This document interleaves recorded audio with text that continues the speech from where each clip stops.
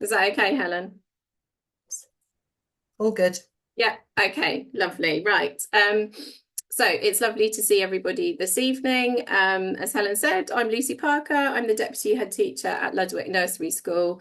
And it's really lovely that you've joined us for Stirring Up Healthy Habits, the Power of Cookery in Early Years. As Helen said, we are the Hertfordshire partner for Reach Out Stronger Practice Hub. So it's really lovely to be joining you this evening. So just to talk a little bit about what we're going to cover this evening. So we're going to really think about the importance of cookery and how to make it a really, really high quality experience. And I'm sure you've perhaps had lots of different experiences of cooking. Some of you might be cooking really regularly. Some of you might not have done much at all. But hopefully whatever stage you're at in your kind of cookery journey, there'll be something to take away when we really think about how to cook with children, just to make it a really, really engaging experience for them. We're also going to really think about cookery for all, and this is something that I feel really passionate about, that all children can cook. So we're going to talk about how to support children with additional needs, because what we've found at Ludwick is that cooking is so engaging for all children, and particularly our children with additional needs have really, really benefited from having access to regular cooking sessions. We're also going to think about how we can connect with our community and also how to support dietary needs, which is possibly something that lots of us are experiencing at the moment, that increased variation in what children can eat and medical needs and things like that. So we're going to touch on that. We're also going to think about how we can connect cookery to create a really rich curriculum. It doesn't need to stand in isolation on its own, but it really does work well alongside other things as well. And we're also going to think about the importance of books and language development at the end. And then once I finish the presentation, there'll be some time to chat and ask questions. Okay, so let's just have a little think. Well, why cookery? So really it's one of the most engaging first-hand experiences I think you can do with young children. And it really does support all areas of learning. It's a really, really holistic experience for children. And I think when it's really, really high quality, it particularly supports children's communication and language, and we're going to talk about that a little bit towards the end. Those high quality conversations that you can have with cooking, that increase in vocabulary and that development of attention listening skills is really, really rich. Also really supports early literacy. If we're thinking about sort of reading food labels, but also if we use simple recipe cards and visuals to support children in their cooking, we're kind of giving them that opportunity to understand reading for meaning in a really, really meaningful context. It also really, really promotes positive relationships. And I think if you think about the eating and cooking experiences that you've had, they're often connected to friends and families and special occasions. And actually, it's a lovely way to connect with each other and develop warm, positive relationships. It also is that really, really lovely opportunity to think about similarities and differences. If you think across the world, we're all eating and sharing food together, which is obviously a similarity, but we might be eating different things. So it's a really, really lovely way to learn about different cultures and learn about different people and grow those communities together. It's also really, really important, and I think probably really pertinent in today's society, that children develop lifelong healthy habits. So actually, if they've had the opportunity to cook and engage with ingredients and understand where food comes from, they're more likely to have those lifelong healthy habits. And also understanding that you can cook from scratch is really, really important. And it's not just all about processed food. Also, cooking really supports well-being, which is obviously part of our health. I think the photo on this slide really shows that cooking is joyful, and sharing that experience with others is really, really important too. Okay. So what we're really going to think about first is how we create that really, really high quality experience. And I think it's really important that we're ambitious for our children, and it's really important that we reflect on that cooking process and what that's looking like. And I would really like to say cooking is not icing a biscuit. That can be part of it, but I think we need to be ambitious about what we're asking our children to cook and produce, and really think about those possibilities. So there's a few things that we need to do to make it sure it's that really high quality experience. And I think preparation is key. So really thinking about how you're presenting your ingredients is important. So having them out ready so the children can access them, decanting them into bowls or tubs or jars, whatever is going to work for your children. So having those ingredients there for the children to engage with and understand before you start cooking.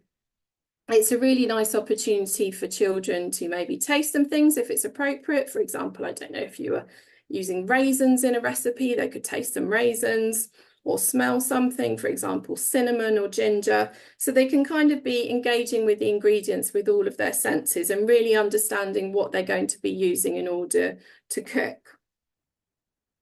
It's really, really helpful to help children through that process of cooking because there's those really fine steps.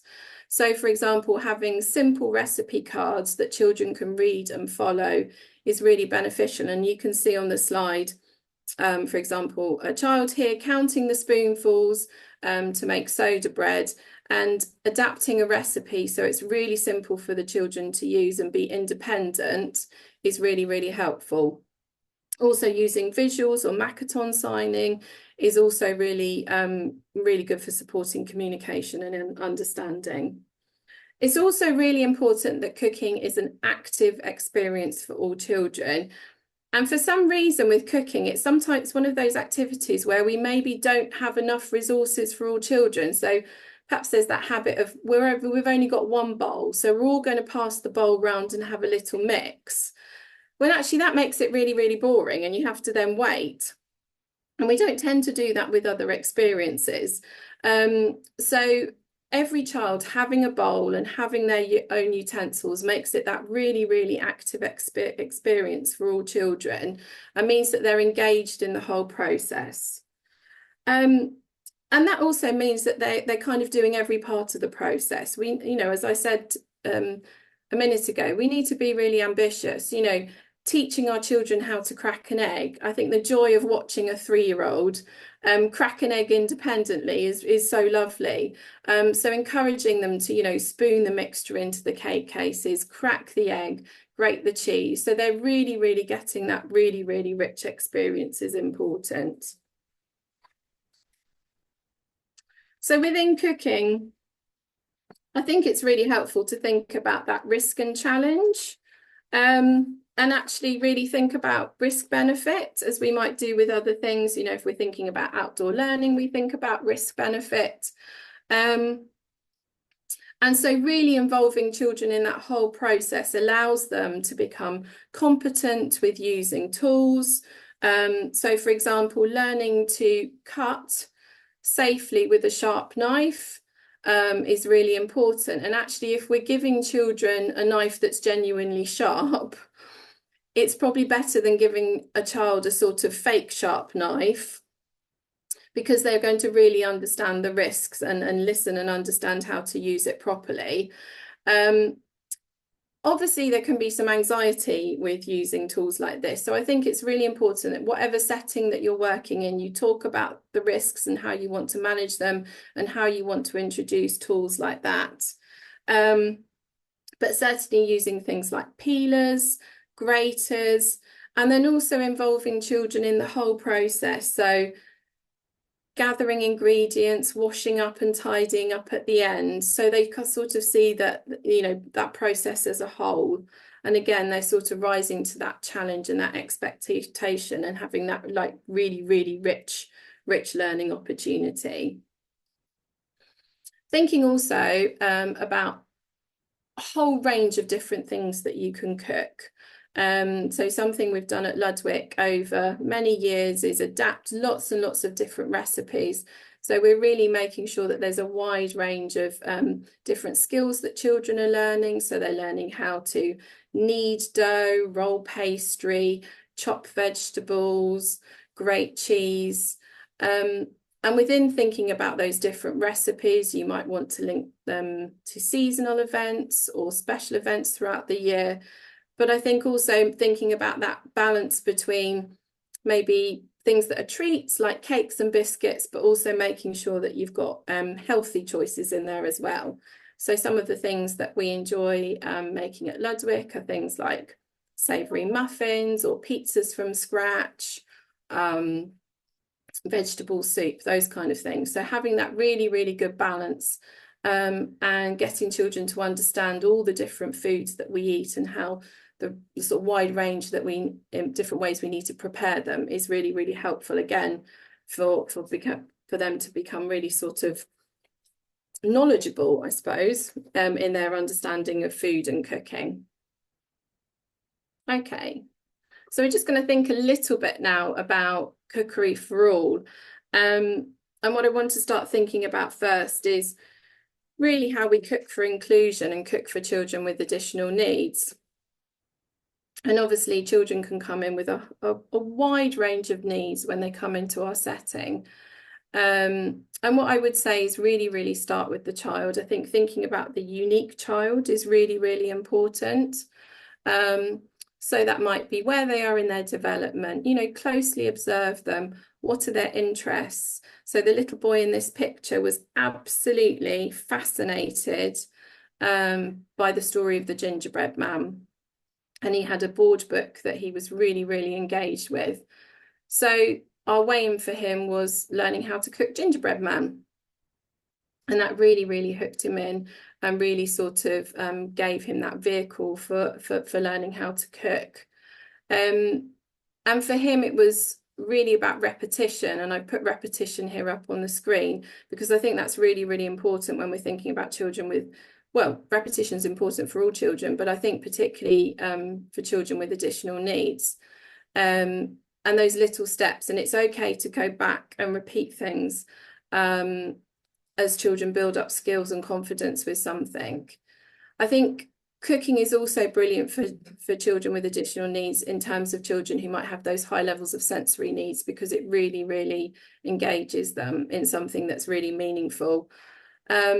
And if it's possible, you know, let them eat the dough if that's okay. Obviously, we need to be careful about what they're eating in a raw state, but you know, and that kind of tactile experience and, you know, getting their hands in to mix things. And if they do have that sensory need, then cooking is a really, really great way.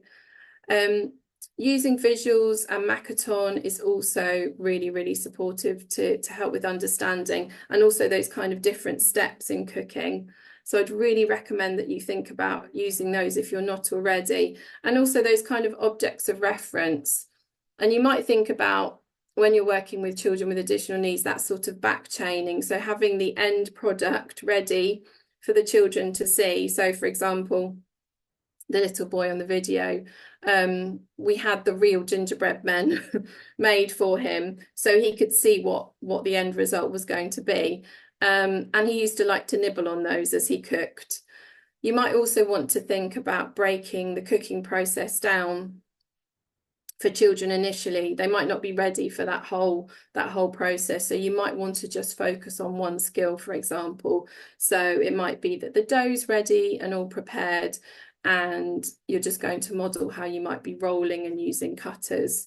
And then you might slowly start to introduce other steps, or mixing and creating the dough together so the child can really see you. So that kind of strong sense of modelling is going on is also really, really helpful. We have adapted provision at Ludwig, and all our children cook on a regular basis. And it might be those children need to cook in smaller groups or one-to-one. And if you can facilitate that, I think that's really, really helpful.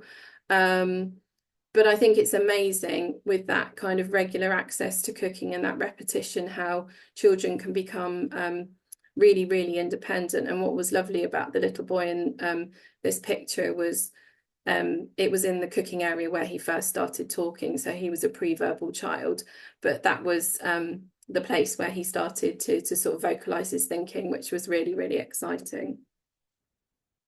So continuing to really think about cookery for all, I think really thinking about how food and cooking connects us as a community. And I really like the quotes on this page. You know, food preparation crosses all cultures and it carries potential for uniting us. And I think that is so important. And I think particularly in today's current world, it's actually even more important that we think about the ways that we can unite us and the way that we can see similarities rather than differences, and how we can bring the community together. And we've really, really thought about how we can use cookery at Ludwig to develop those strong community connections. And really, there's lots of ways that you can do that that aren't very complicated and certainly don't cost any money. I mean, as simple as inviting parents in or other relatives to help cook, and sharing recipes from different cultures and different homes.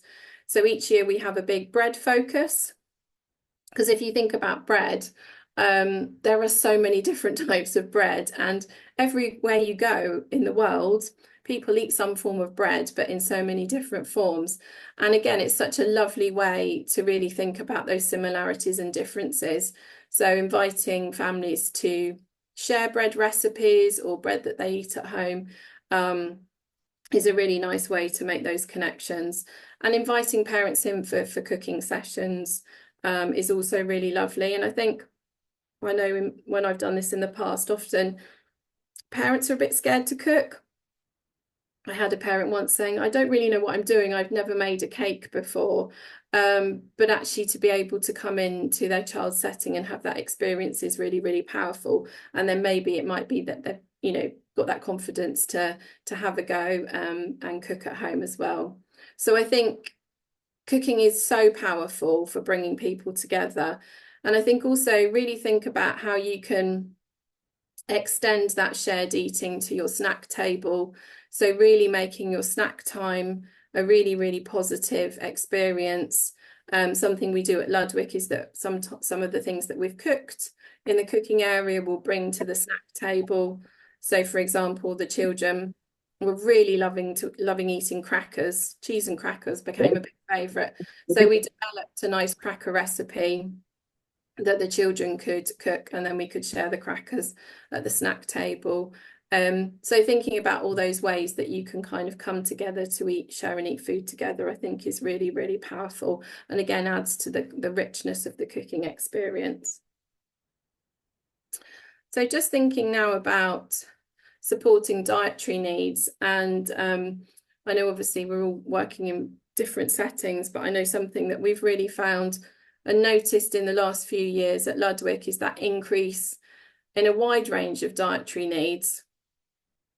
And I think it's really, really important that we understand those really carefully, because they range from, you know, really serious allergies, which can include anaphylaxis, right down to food preferences and choices, which might be around, you know, just personal choice or beliefs.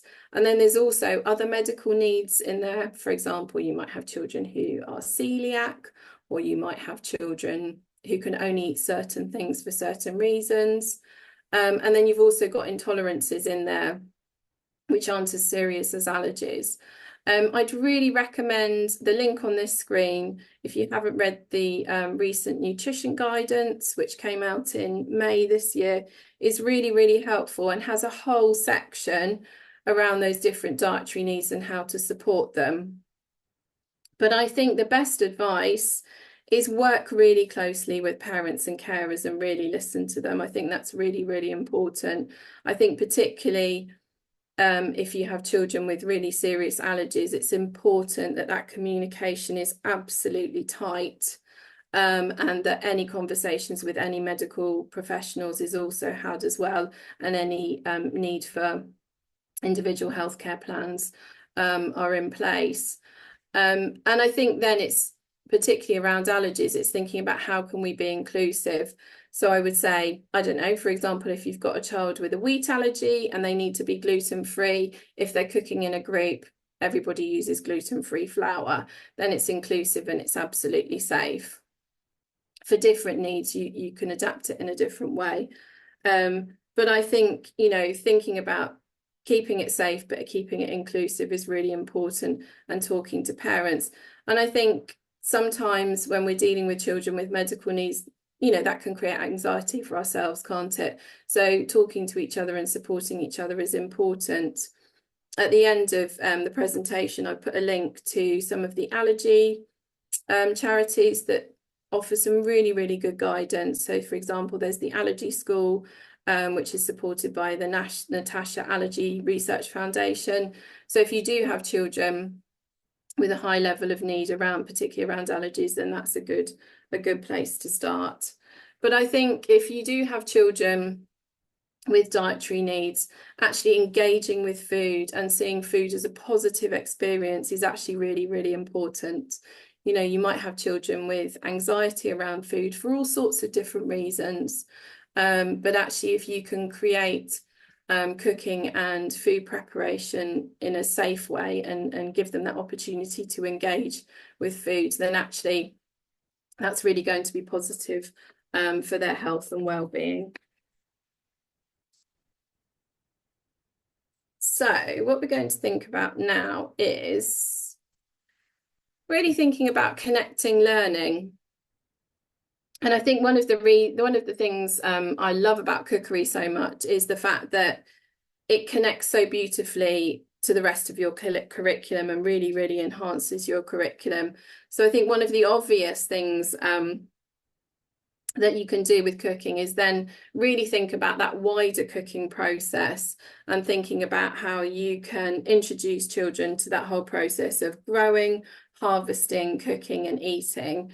And it doesn't matter if you don't have an amazing allotment space. I mean, you might, and if you do, that's amazing. You can grow things in really, really simple ways. And the photos on this slide just show you a few of the really simple things that you can do. So planting courgettes in an old basin, just having a little shelf somewhere in your setting where you can grow simple things like beans. A trough is a really great way to grow potatoes. For those of you that are childminders, obviously having maybe some space in your own gardens is ideal. So it doesn't have to be anything particularly grand or fancy. And you don't need to be green-fingered. I'm certainly not a green-fingered person. But just, I think having that experience of planting and growing something is so exciting. And again, it's like cooking, it's a really, really engaging first-hand experience for children. And if they understand where food comes from, they're more likely to maybe be confident to try it. But also having that awareness of, healthy food and nutritious food is really, really important. So thinking about that process of growing, I think, is really helpful. So continuing to think about how everything sort of connects. I think what we found at Ludwig was once we started to cook, we could really see how it connected to lots and lots of other experiences and opportunities within our curriculum. So, for example, something we did during COVID, during the pandemic, was to continue to share our recipe cards with our parents, encourage them to send photos in. We shared ingredients, like sent home little bags of flour and things like that. And actually we saw that it was a really, really powerful way to support learning at home and an engaging way that parents could learn with their children. The other thing that we really noticed was that development of first-hand experience and how from the cooking, other first-hand experiences sort of grew. So, simple things like going to the shop to buy ingredients. So sometimes the children might think about what they want to cook and take a little shopping list off to the local shops. And then it sort of then took us into our cooking outside. So we really kind of increased our sort of use of bonfires. as well as we kind of developed our cooking. So cooking simple things over the bonfire again is a really, really lovely experience for the children. And then I think really thinking about how it connects to play as well and to other experiences. So that kind of interlinking holistic learning is so important for children. And particularly if we're thinking about vocabulary, and if children are having those high quality language interactions in the cooking area, they're more likely to then take them into their play. And actually, if you've had the experience of making cakes, then you might want to go to the mud kitchen and pretend to make cakes, or you might want to go to the clay area.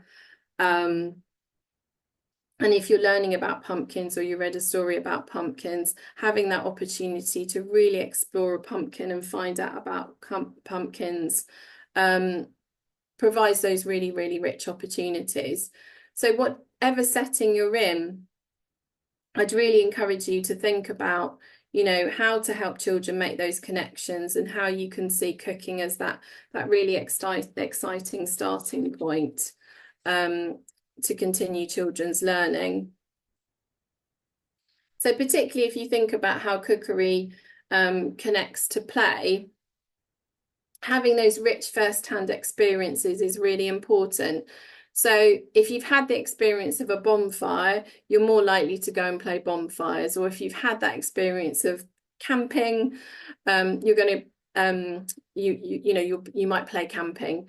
So really thinking about how you can kind of support that. So for example, if you're making gingerbread men in cooking, then, having your ginger Play-Doh in your Play-Doh area and your gingerbread man cutters so the children can recreate those experiences, I think really helps to connect their learning. And I think really thinking about where all those opportunities are, particularly to support that symbolic and imaginative play, where can they go to recreate those cooking experiences, be it the home corner, the clay table, the Play-Doh table, outside in the mud kitchen. Also really finding stories for children to enjoy that connect with their cookery experience. And I'm going to talk a little bit more about that in a minute and share some of the books that we really, really enjoy using at Ludwig. But I think the power of stories for connecting learning is just fantastic, and hooking children in with a story and then connecting different things to that learning is really exciting for them. And having those interconnecting experiences really enables children to develop language and vocabulary. And these are all in really meaningful contexts. So that kind of learning is going to be more embedded and deeper. And I think observing children is really, really important, isn't it? So really thinking about where their interests are, where they're making their connections, what you're going to do next to support that learning, just to make it really exciting for them. So this next slide is just a little example of how we use the story of pumpkin soup, which is a favourite story that we like to use in autumn. So the children will have harvested some pumpkins and had that opportunity to explore them. So alongside the enjoyment of the story, they'll have had props to retell it. They might have scooped out the seeds from the pumpkin and toasted them to eat them, chopped up the pumpkin to help make vegetable soup over the bonfire. And then also thinking about where they might like to explore their understanding of pumpkins in different areas. So, for example, in this case, it was having some pumpkins in the clay area really sparked some interest. And this child had obviously, because it was Halloween, seen pumpkins with faces, and so she kind of recreated that knowledge there. So hopefully you can see that, how you can very easily use a book and the first-hand experience of cooking to then create that really, really lovely, rich curriculum. So just to share some of the books that we really, really enjoy using at Ludwig. And I think books are just a brilliant way to particularly think about promoting diversity, but also obviously, because we're particularly thinking about cooking, it's a really lovely way to introduce children to different types of food, particularly thinking about healthy food as well. So I don't know Hopefully you'll be familiar with some of these, or possibly all of them. Obviously, some of the classics are brilliant. You know, I love returning to the gingerbread man and the gigantic or the enormous turnip. Errol's Garden's a really, really lovely story if you're not familiar with that. Again, it's got some lovely community connections in there, but introduces children to planting vegetables and growing vegetables. Honey Biscuits is really nice, about a little boy cooking with his grandma, but as it talks about the different ingredients and talks about where the food comes from. So again, giving children that really nice understanding of, you know, the origins of food. So just a few to have a little think about. And once we finish chatting, then if you've got any other suggestions for people, we can pop them in the chat as well. So lastly, just before we watch a quick video, I just really wanted to think about developing language, because I think cooking is one of the best ways to support children's language and communication. And I think because it's so engaging and it's meeting all of children's sensory needs, you can have some really, really lovely high quality interactions with children when you cook. You can ask some great questions, you can problem solve, think about, you know, think about what you're doing, extend thinking. So some of you might be familiar with the Shrek approach. So these two documents are from the Education Endowment Foundation, where they have guidance. There's the Early Years Toolkit, which is really worth having a little look at.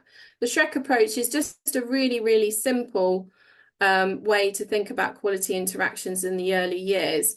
That sort of, you know, the shared attention and that conversation and how you can expand children's conversation and vocabulary. So these are really worth having a little look at. And I've just got a short video to share with you. And what's really nice about this video is it's got some really lovely examples of how food can be used to develop the sort of the Shrek approach, those high quality interactions. So I am going to just stop sharing the screen, and then we're going to have a quick look at this video, and I'm hoping the tech is going to work. So bear with me for a minute. So some of you might be familiar with this little clip. So I'll quickly just explain what you're going to see before I put it on. So it's an example of the Shrek approach, and it's using the Play-Doh area to support communication and language.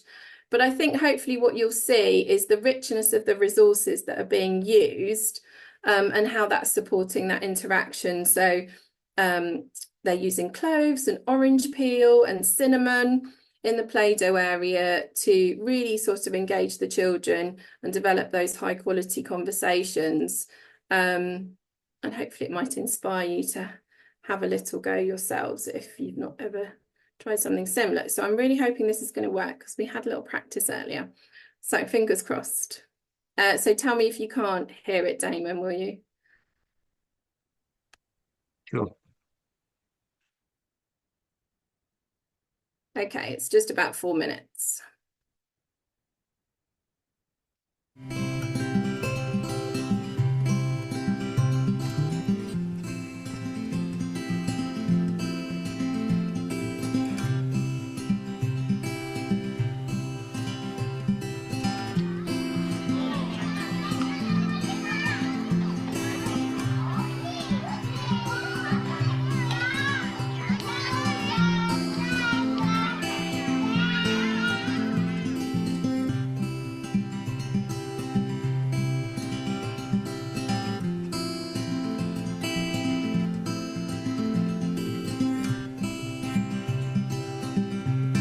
I'm not getting the sound, Lucy, and someone's just put in the chat that they're not getting the sound. I'm not sure if that's just some people or... Okay, hold on a minute. Let me just try again. Hold on. Helen, could you hear that? Oh, you could. Oh, it might just be certain... Oh, most people can hear it. I think it's just might be me and just a minority of people.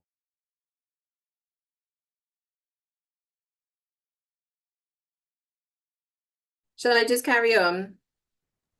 I'm Yeah, with yeah, just Lucy. Most people can. Okay, sorry about that. I'll just go back to where we were. Okay.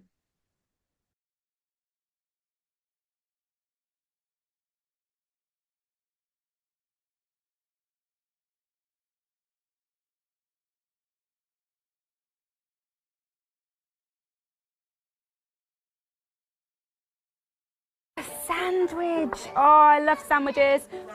That smells good. Yeah, because it got some orange to make it yummy and sweet. It's got some orange peel inside to make it yummy and sweet. I can smell the peel of the orange. It smells delicious. Yeah, but you I do like orange. I like orange banana. Yeah, we can see the peel in the dough.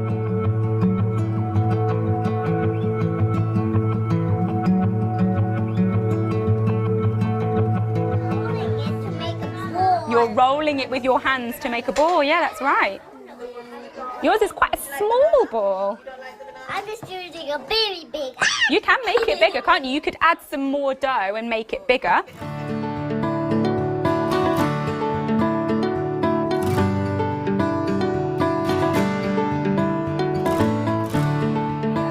You can have a go with your pestle and mortar. Liam's Your cinnamon stick has broken into pieces. We see how Rahima pays close attention to what Liam is interested in. What is already broken because it's on. This one is already broken. Yeah. Do you want to try another one, Liam?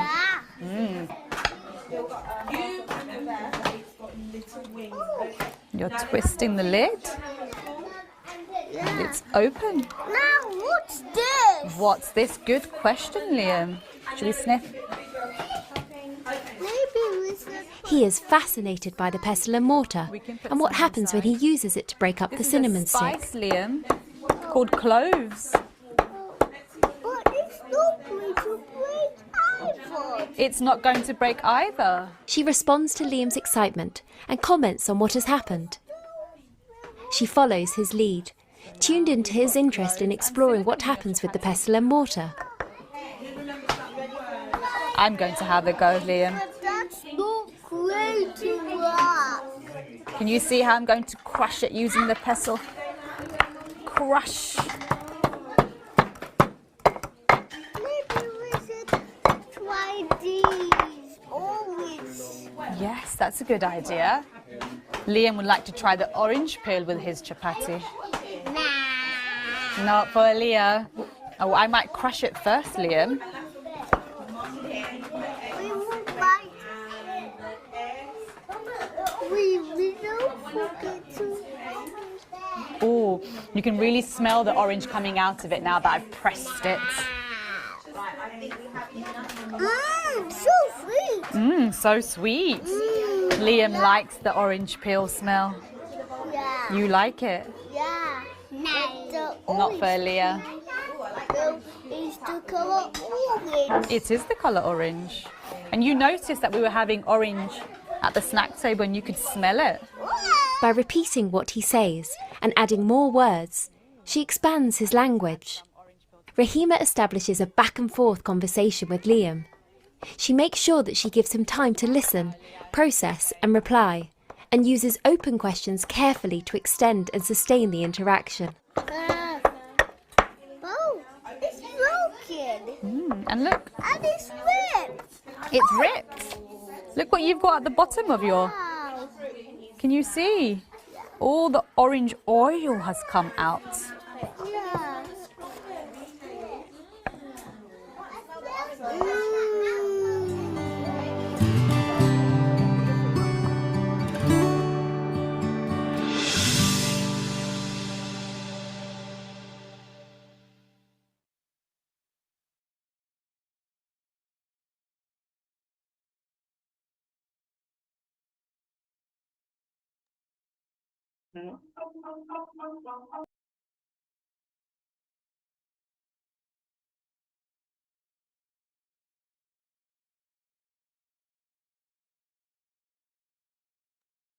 Sorry, another video started. A really simple video with a really simple activity, but I think And I think we have those good high quality conversations so naturally in early years, don't we? You know, that's why we're so good at our jobs. But I think what was really nice about that was just how powerful, you know, the real orange peel, the cloves, the cinnamon were to engaging, particularly the little boy that was the main focus of the video, and all that lovely conversation that came with it, and how he was making that connections. You know, he'd eaten the orange at the snack table, he was smelling the orange.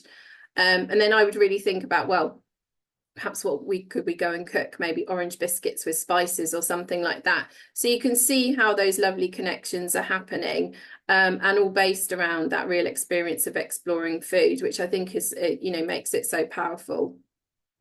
So I'm just going to return to the last bit of the presentation, which is really just to share some useful resources with you. So let me go back to where we were. So if you're not familiar with the EEF, do have a look. There's the Early Years Toolkit, and they've adjusted the website a little bit, so I do think it's probably easier to navigate than it was. And then just to suggest a couple of other things where you could go for resources. So, and perhaps in a minute we could, well, we can share these links, Damon, can't we? So do have a look at the Frobel Trust. Just a little bit of self-promotion. So they have the Cooking with Young Children pamphlet, which I wrote with one of my colleagues here at Ludwig. And that really does give you an accessible overview of how to cook with young children. There's also the cooking video that we produced for them, that gives you a little snapshot of how we cook at Ludwig. So that's about 5 minutes.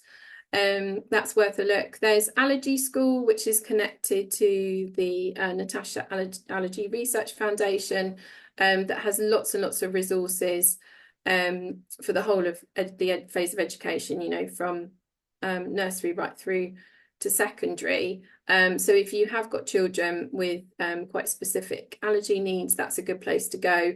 And some of the other allergy charities also have good resources for school, for example, Anaphylaxis UK. And then I'd also really recommend reading the nutrition guidance, and that link was on the earlier slide, so we'll make sure that that's shared with you. I think it's really, really helpful. And again, that whole section around, you know, different dietary needs, I think is really, really useful.